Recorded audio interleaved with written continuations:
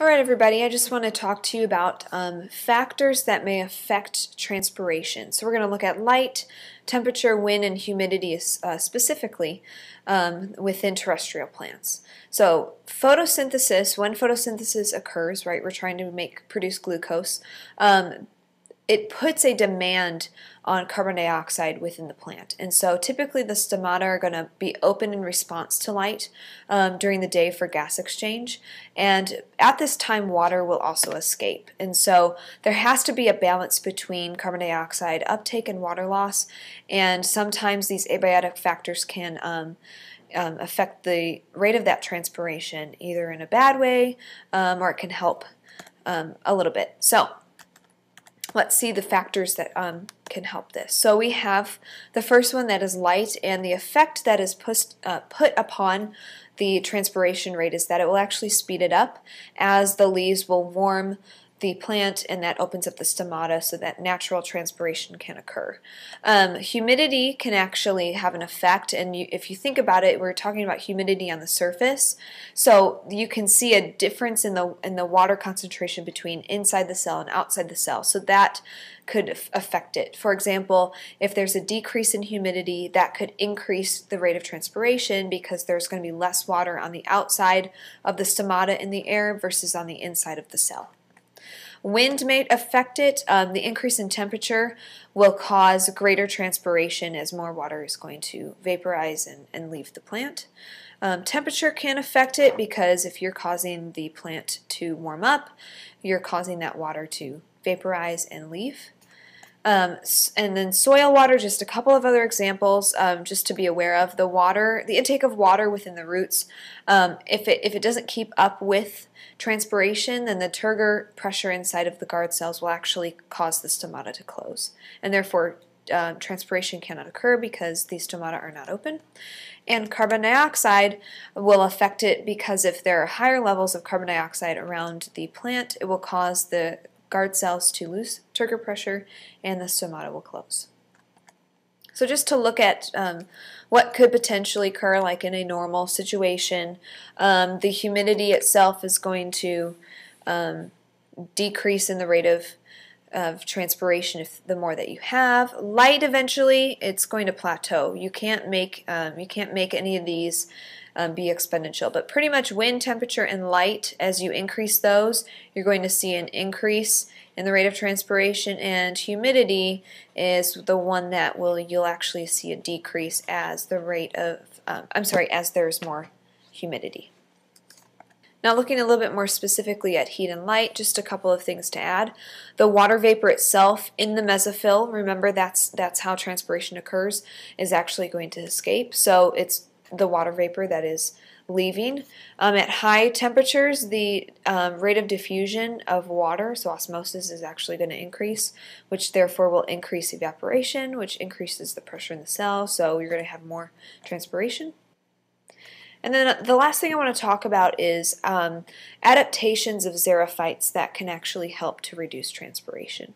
And so water loss from transpiration can actually have a serious effect in dry drought conditions. Eventually that plant's not going to be able to sustain the low amounts of water. And so over time, through evolution, plants have, obviously, we've talked a lot about adaptations, but they have adapted to where they live so that they can keep surviving and their species doesn't go extinct. And so xerophytes, they're plants that have actually adapted to very arid climates, and many of these adaptations have actually helped to reduce transpiration and the rate of transpiration so that they can still survive. They can work in conditions and live in conditions that don't require the transpiration that normal quote-unquote plants do. So can you see the xerophyte in this picture? I took this picture in New Zealand on the canopy tour when I was going ziplining, and it's kind of camouflaged, but it's right there. It is an agave type succulent, and it's got thicker leaves, but it actually is sitting on top of a branch, and its root system has kind of grabbed onto the branch, and it's sitting right there, just surviving. It's pretty cool. There's a couple, I think, like toward the top You can kind of see their bundles of roots, but it's pretty cool to see those xerophytes. Now, there are some life cycle adaptations. For example, perennial plants, they only bloom in wet seasons, so they have adapted to maximize the time of reproduction for when it's actually needed, and so they don't need to do that later on and all year round. And then there are some dormant seeds that actually will survive for years before they can find those ideal conditions. Some more common ones that we can actually physically see are small, thick leaves.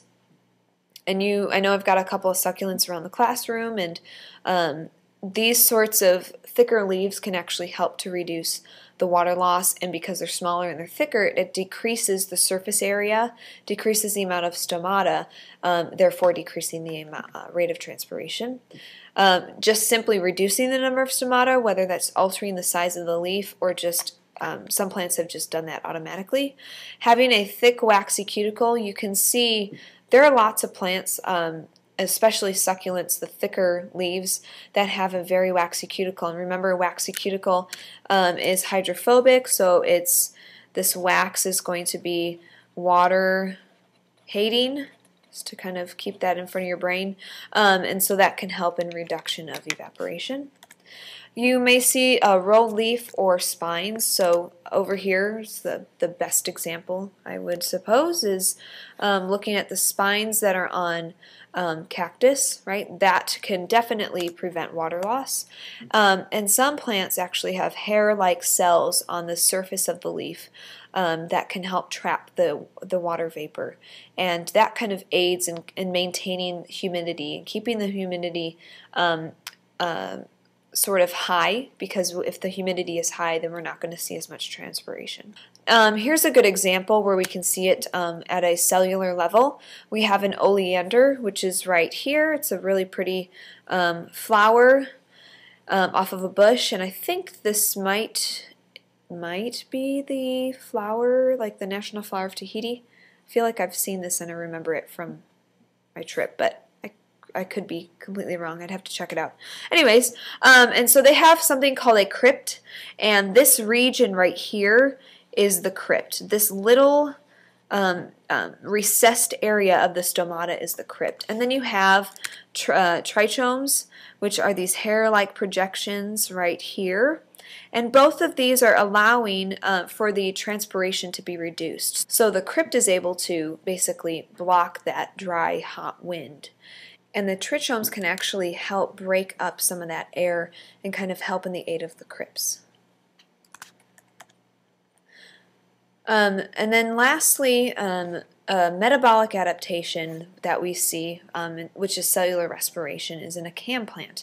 These are Chryslucian acid metabolism plants. And what we see here is that carbon dioxide is actually absorbed at night instead of during the day. And the carbon dioxide gets stored as a 4-carbon compound before we begin the Calvin cycle of cellular respiration. So during the day, photosynthesis will occur, but the stomata will actually be closed, and the carbon that has been stored in that carbon 4 compound will actually be utilized at that point. And cactus are an example of a cam plant, as well as pineapple. And you can see here that the C4, the cam plant, is referring to a different way of fixing carbon for the Calvin cycle. And so here's really the difference, is that malate is going to be formed, and this is our C4 carbon compound.